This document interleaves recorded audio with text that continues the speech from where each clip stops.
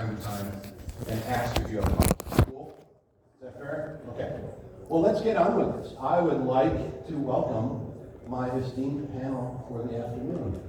Daniel, Maria, Diana, please join me on stage. I'll give you a moment to each introduce yourselves. When you get up here, we'll pass the microphone around, not this one. Please join me in welcome.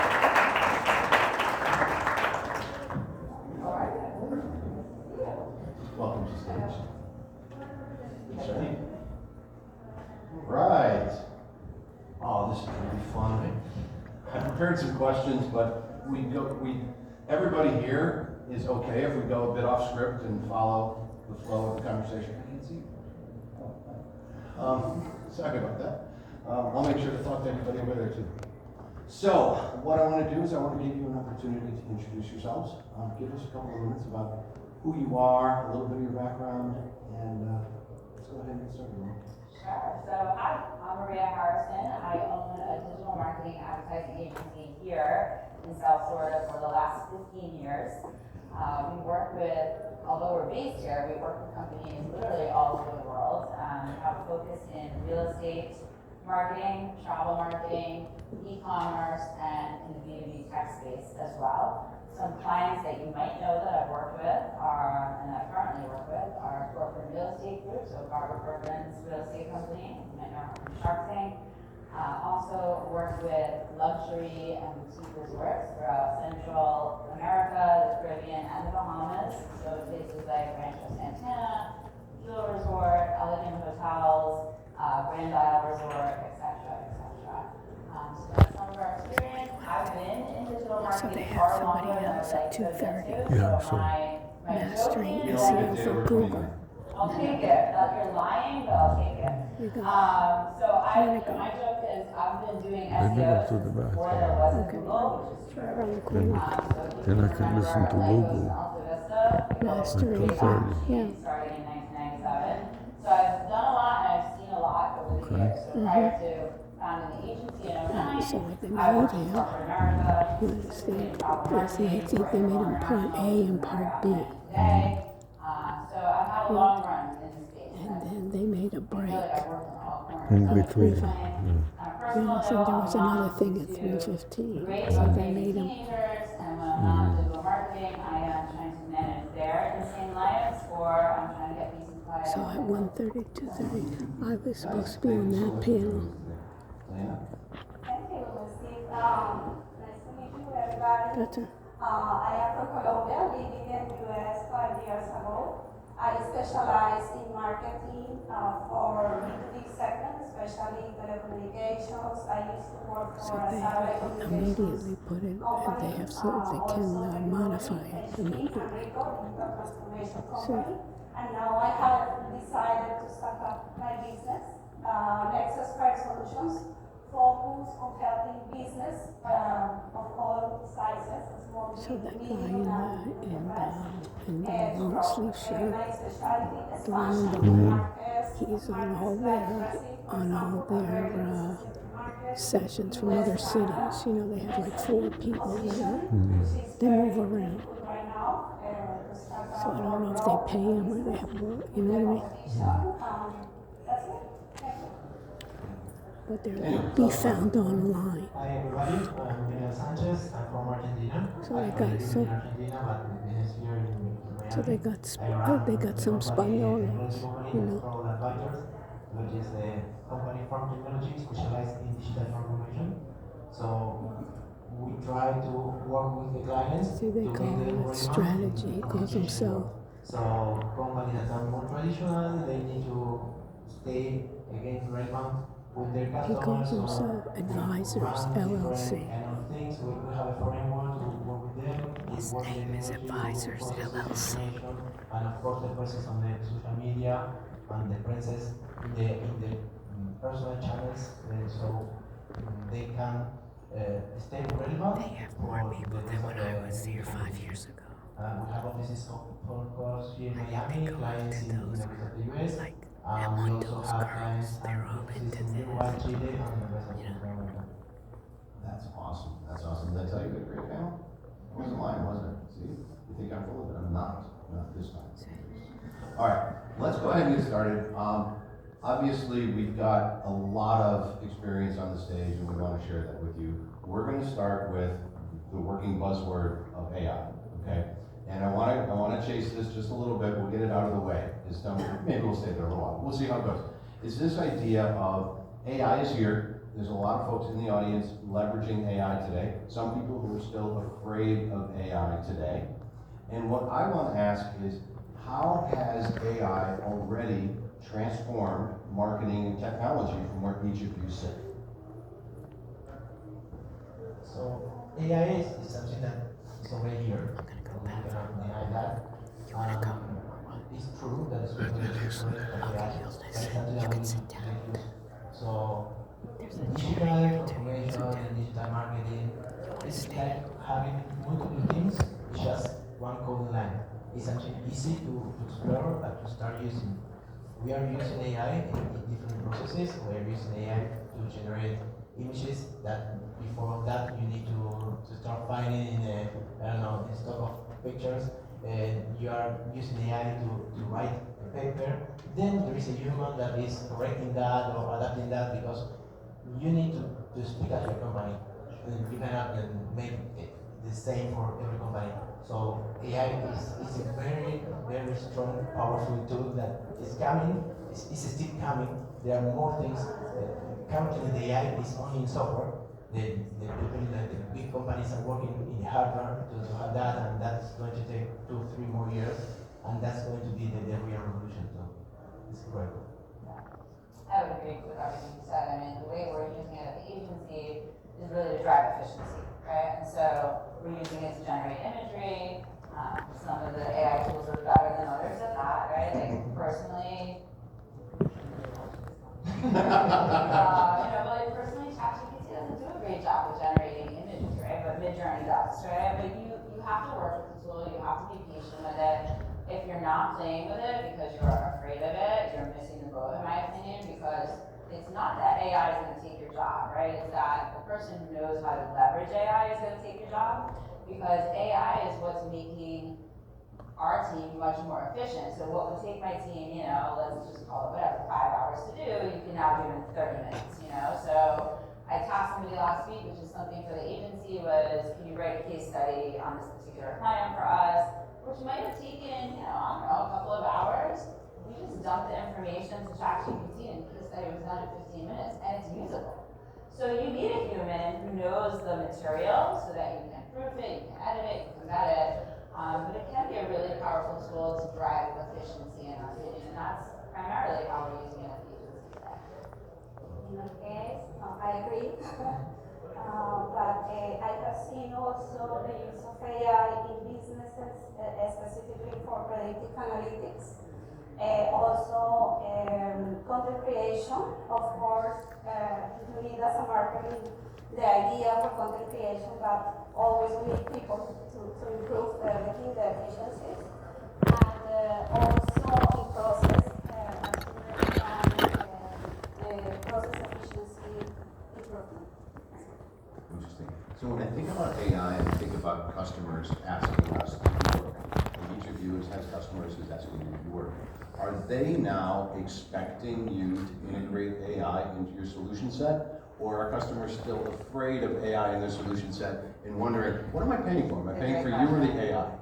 We're getting this question all the time from clients, right? Why am I still paying this price when you're producing it with AI, et cetera, et cetera. So I do think we have to work harder, right, as business owners to justify our pricing, to explain how our pricing works and where we're using AI to influence deliverables to clients and where we're not, because we are using it for some deliverables and not for others, and I think it's important for the clients to understand the delineation between the two. So we'll price things differently, right? So if I'm going to generate a blog strictly from ChatGPT, and I'm not going to put a human editor on it, I'm going to have it spit out the blog based on a blog brief that my SEO specialist did, but it's going to spit out the blog and I'm just going to hand that over to you with no editing. That's going to be one price. Whereas if you're going to want the human touch and you want a human to edit it and you want a human to publish it, etc., it's going to be a different price, right? So I think as business owners, we're working harder than ever to justify that, which is a little annoying. But now that clients, I'm very good. So, Tell us how you really feel. yeah, I mean, it is. It's true. It's been a struggle though, and I think they're getting it now, right? I don't have clients who are afraid of it per se, but they want to know what they're paying for. They want to know if what I'm giving them is AI produced or is it human produced and why, and how do we justify the price for that? I guess that's true, but actually I guess there is more people saying that they are using AI than they are using AI. We have many companies, current clients that call us and say, I want to do something with AI. Okay, what do you want to do? I don't know. I want to use AI for something because I need to go to a directory, I need to go to my customers and say that I am the last thing, I am using AI for something. So it's not using AI for anything. You need to have something that is the proper thing. And in analytics, it's mostly the most case that it is working fine. And you also can use AI for automations. Automations are really good, but if you have a worse process, it's going to be a horrible process automated.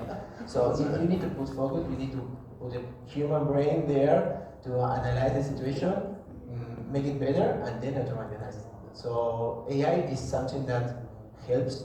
It's something that the customer wants there, but they don't understand completely what that means, right?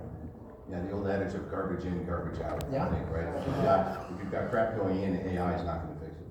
And anything else? Yeah, and in my case, customers are trying to experiment with AI across different departments, not just marketing, to improve processes, develop intelligence, content creation, improve content creation. Social media is fantastic. Of course, you always need to fix some things. And also for business intelligence in the integration. I was talking with someone that is working with Marketo here for the viewer, and that kind of integration with tools like Microsoft, Marketo, and AI to understand, for example, ASIN with Salesforce to understand customer behaviors in their database. So that kind of things, AI for integration with other platforms, and see the customer as a 360 view. Yeah. Among the audience, I know we work for different size companies, size and shape, and I liken some of AI to early days of social media where they kept us from social media. Anybody work in a company back in the day that you couldn't go on social media? They hated you, they wouldn't let you do it, they locked it down. Firewalls, and then you couldn't get to the Facebooks, MySpace, Friendsters, dating myself with some of that, but you get it. AI, I feel in some ways is similar. Any of you in organizations where they're actually blocking AI or not being allowed to use it? Interesting, several. So that leads me to a question about ethics and governance in AI, and where do we take this? I saw that OpenAI just hired an ex-head of the NSA to be on their board, and I said, I don't know that that's ethics, but it might be governance. It's a little weird to me because we have these biases. But talk to me about sort of corporate governance of such powerful tools and what you're seeing and what you think about the future. And that I have seen customers very traditional, especially that marketing, for example, collaborate with legal or wait for legal department for approvals. And sometimes legal department internal policies doesn't permit to use innovation inside the corporation.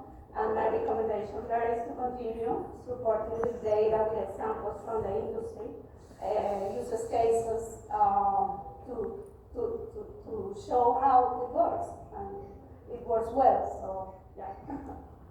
I guess if you show to the company or to the directory that you are optimizing the cost for using AI, nobody is going to be opposite of that. So if legal is in the other side, and you go to the directory and say, okay, that's cost 10,000 and that's going to be 1,000, everybody will be agreed.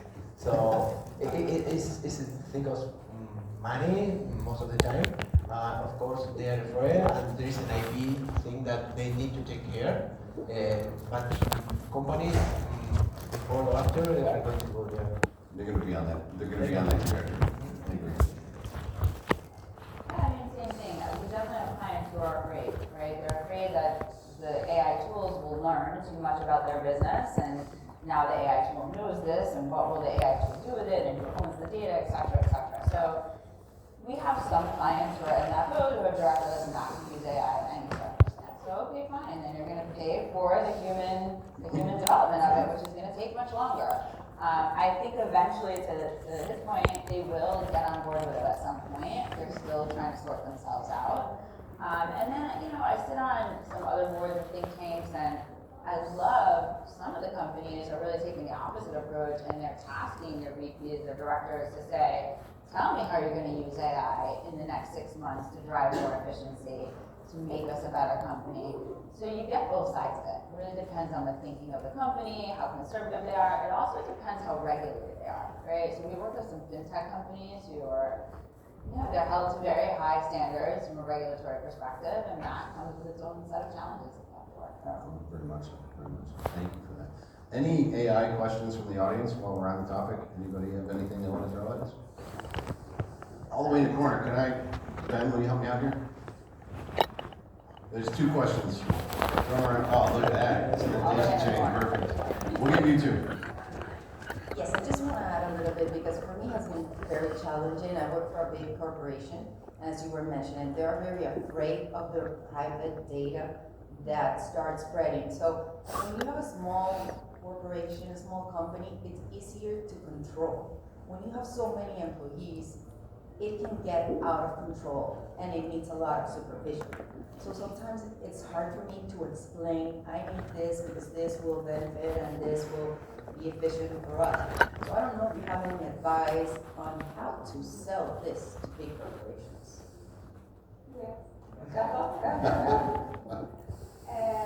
My advice is to start small, select a pilot, a person that is aware of the technology, and prove the success of the pilot, and then you can scale. And work with IT, of course, and your chief technology officer and scale, and other stakeholders to really take the benefits. And you can start using AI in something that is not critical for the business. So it's something that you are going to try, you are going to show them now that it's working, that it's better, and then, okay, we can do the same in the other way. Maybe the risk is on the data that they are using. You have private models of AI that are not public in the cloud and are more secure. So if the people in the top management are really using something that is not critical because it has benefits for the company, then it will be easy to move to something critical because you have the results. Yeah, I would agree. That's a real factor.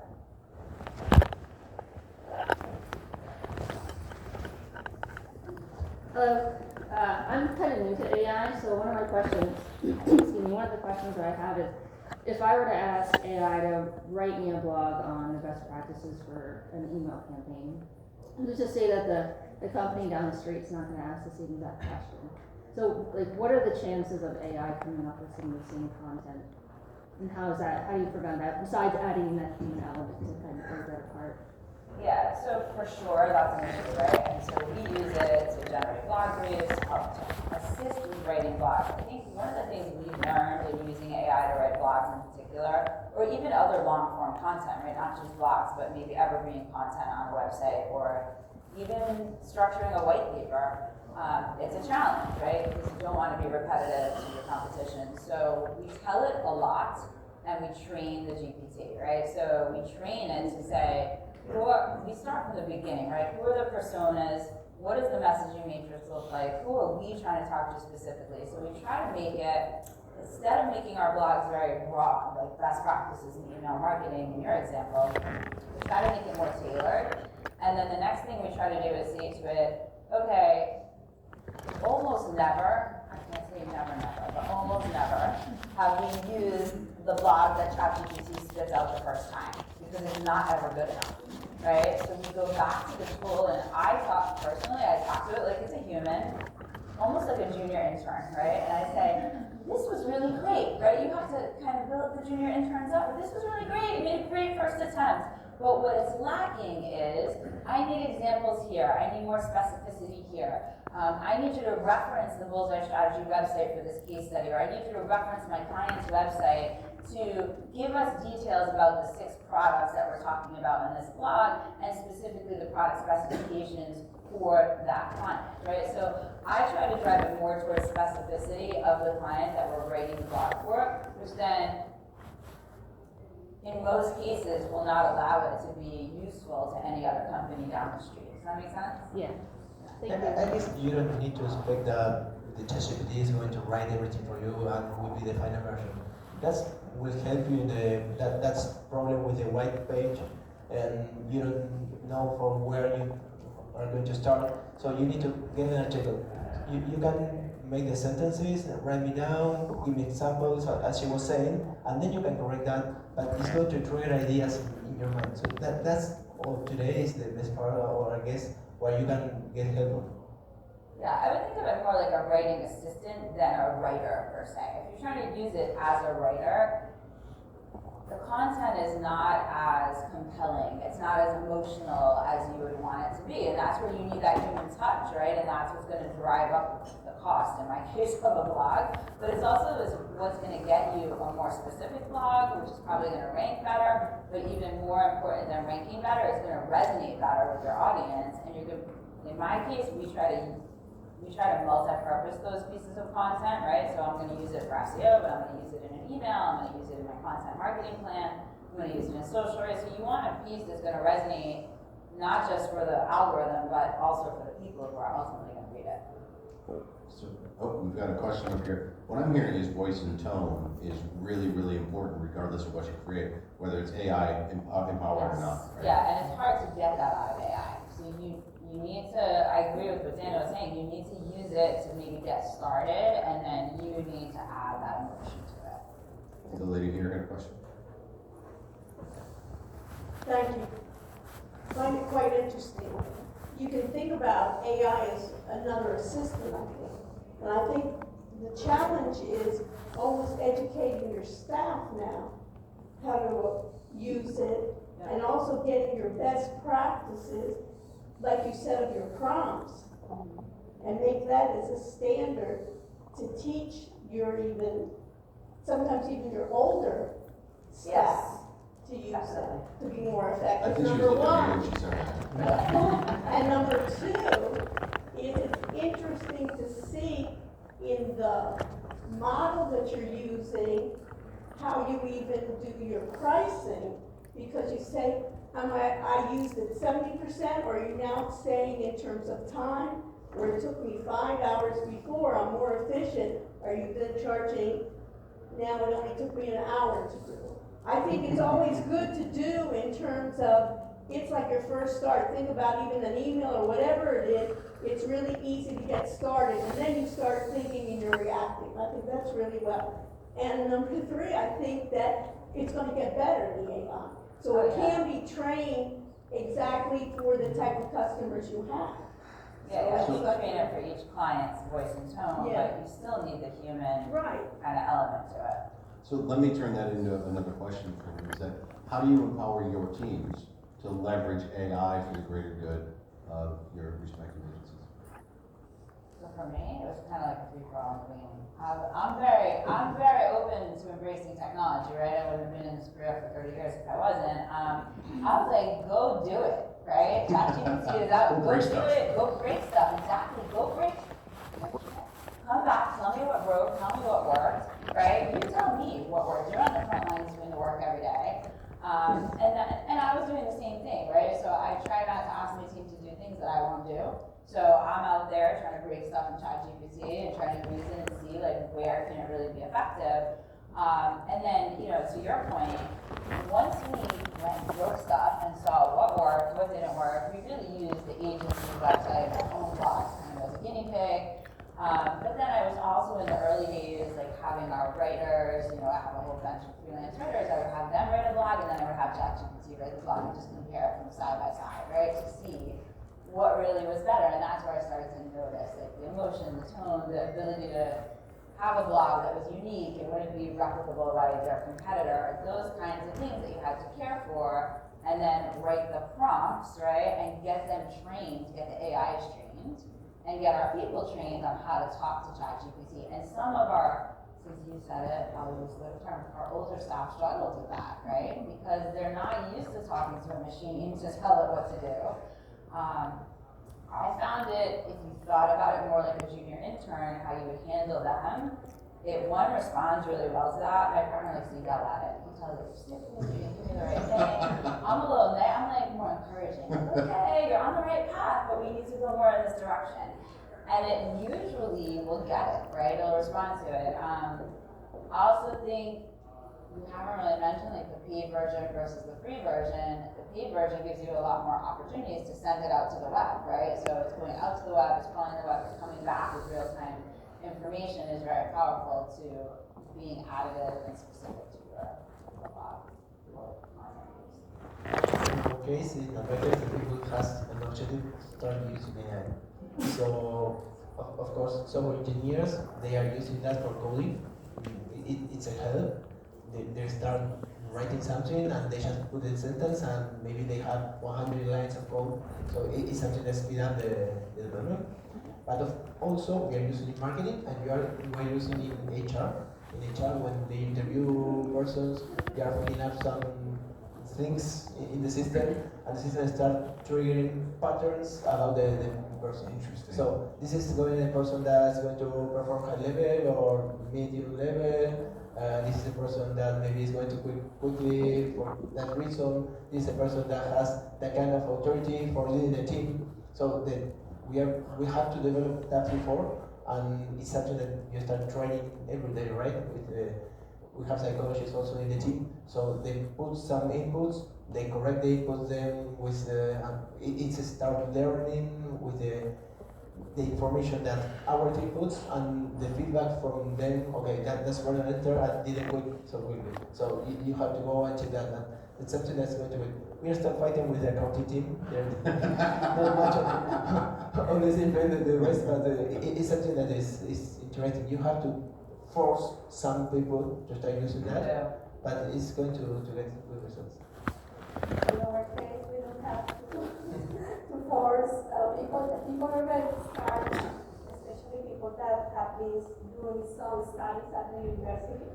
So they are very familiar, younger people very naturally do this stuff. And they are using some examples for translates when they work global campaigns. They translate and localize the content for US, for Brazil, etc. Salespeople also something similar to identify the potential customer and find information in the web about that person, skills, etc. So. Yeah.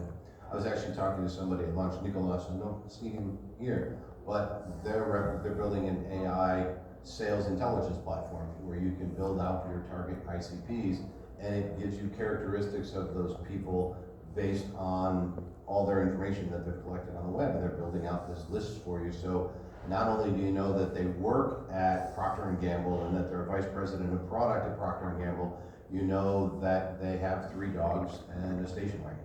You get this, you can start collecting this sort of data on your prospects. It's really kind of interesting and cool, and in some ways, perhaps a little creepy.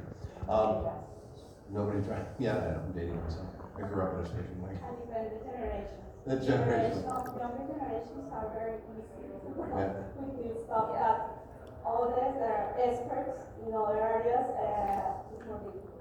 Yeah. All right, I'm going to pivot a little bit away from AI. Other than AI, if we're in marketing or in technology, what are the other trends? What's out there that we're seeing? What should we be paying attention to in the marketplace as we're trying to represent and grow our businesses? The first one, AI, of course. The second one, hybrid workplaces. After the COVID, especially, companies start adding productivity solutions, collaboration solutions to companies that start working more remote or in a hybrid mode. The third is cybersecurity, very important now that everybody is using more video, more data, healthcare, education, etc. And I can say those are the most. Those are your faves? I guess everything now goes to an omnichannel solution, right? It's not like you are at home, you are at the office, you are working from a bar. It's everything needs to work from everywhere. So there are many companies that came before COVID, that maybe COVID just pushed that the thing that was happening already. So the companies need to transform that. They need to know where is the customer, what is the customer, what they want. They have it because they know the customer pre-COVID, the customer that goes to a bank, the customer that goes to shop something. And now everybody is shopping from everywhere. Everybody is making a transaction, maybe in the between they are in the bar and watching the movie. I don't know. So the solutions now need to go around the customer. There are industries that knows more about that. Banking, financial services, they are forces to know the customer. Maybe we work with other industries like gas that they don't care what the customer wants. So they now are trying to get focused because the customer is having more options. If the customer have options, if you can understand what exactly they want, they are going to lose it. So the thing is going to be on the channel. Yeah, I would agree with that. And to build on what you're saying, I really think personalization is being revolutionized as we sit here, right? So we've talked about personalization and marketing for years at this point, but it's gone through iterations, and I think it's going through another one right now. So, personalization can be as simple as, Maria in the subject line of an email and greeting me in the email, right? But we're at a new kind of intersection because of the availability of data and how companies use that data. And so I think in the early days, personalization, we were all a little scared as marketers, right? We'll be creeping our audiences out, right? There was a creepy factor. But now, consumers understand, right? They're past the creep factor. They understand, and also they want it, right? So they want you to know. So, as a travel marketer, for example, or even as a consumer of travel, I expect the hotel to know when I get there that I'm traveling with two snotty teenagers. I need food on property. What temperature I want my hotel room set at when I check in, and they know this now, right? And so we've come to expect that, and because, as Dan was saying, we have so many choices. Consumers have many choices. They don't need to stay at the Marriott. Sorry, guys. There's a million hotels down here, though. And so they're going to go and stay where they have loyalty, and what's going to drive loyalty is how well the brand knows the client, the customer, and how well they deliver on that promise, right? And so we need to use all the data that we have about a customer to really deliver a customized, personalized experience. The general personalization that we used to do even just 4 years ago is not anymore.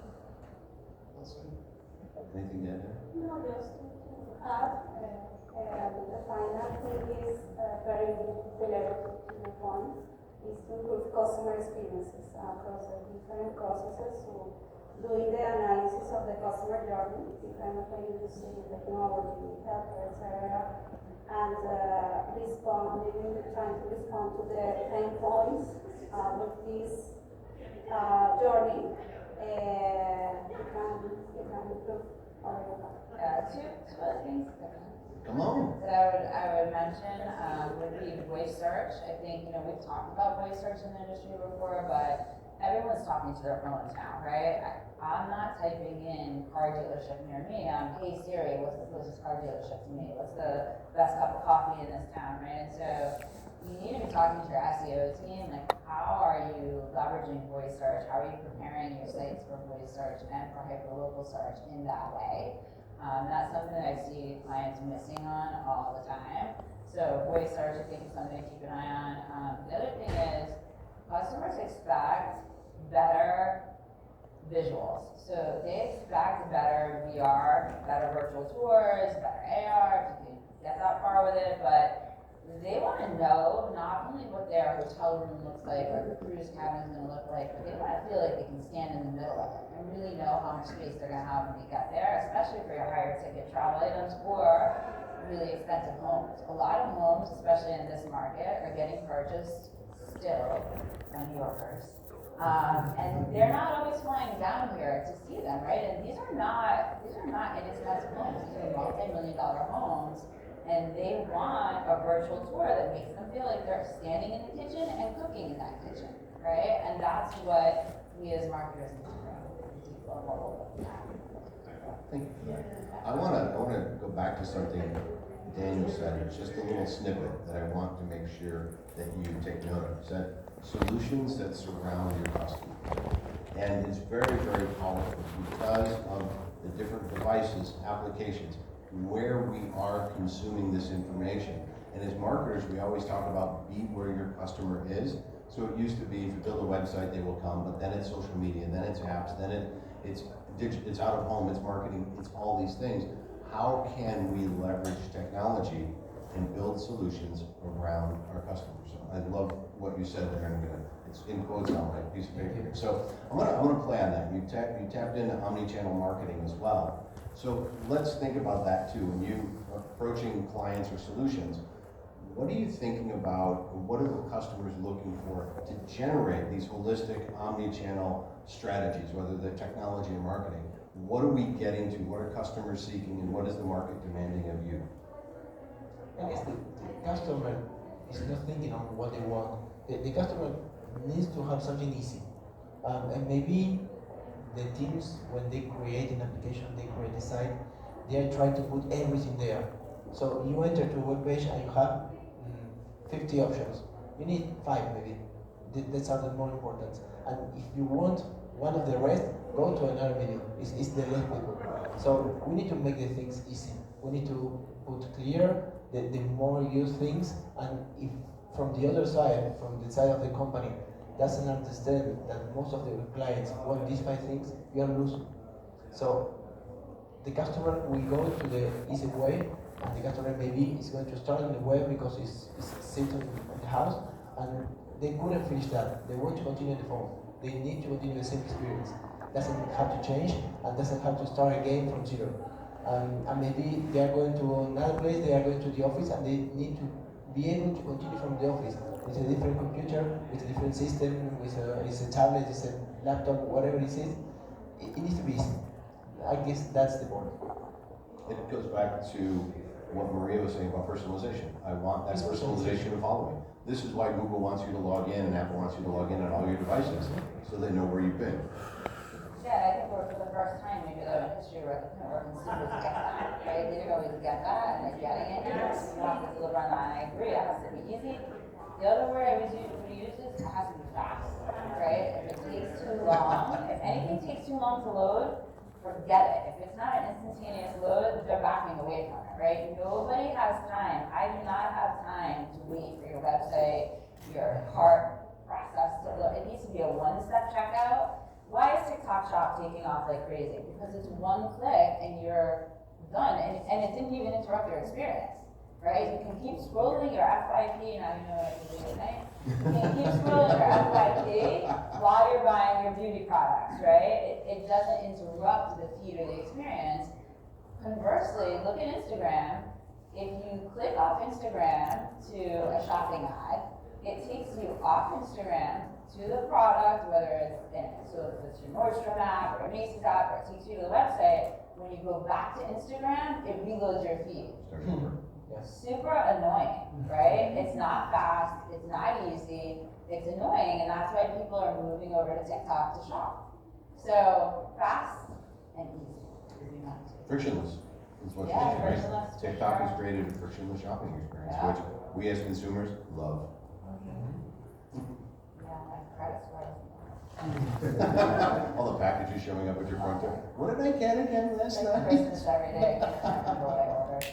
Well, that could, huh? Nice. Nice, that's good though. I like that. All right, so given the experience I have on the stage, I want to go to digital transformation. And we've got a couple, lay up search marketing questions too, of course. But when we think of digital transformation, I think that people in the audience have various understandings of it. So I want to ask the lab question first. To define digital transformation in organizations, what does digital transformation mean? What that means? That means to stay relevant, or to become relevant again. Because there are companies that were huge in the past. They had the best revenues, and maybe in the banking, that is a common example. In banking, the old banks, if they don't get a new app and they go against the fintechs, they lose. So the digital transformation is to rethink the model they are using or they are doing business. It's not only technology, it's not only people, we have an own framework where we attack the people, we attack processes, we attack culture, methodology, we also see how they are paying things, how they are assigning the budget for the different areas. So all the company needs to be on the same boat for that. Already the management has to be there because they need to challenge the way they are doing business. So maybe it's changing the way the processes are working. Maybe it's closing a building because that building is not going to work on that side, or they are going to go to digital. So doesn't care if they have or not offices. It's going beyond what they were expecting and what they were doing right now. The innovation in the big companies most of the time came because they have an entrepreneur that has the power to put that on the table, because most of the time doesn't have, or because they are afraid of the competition of the fintech and they don't just because of You the guys from Google. there is no natural process in the companies.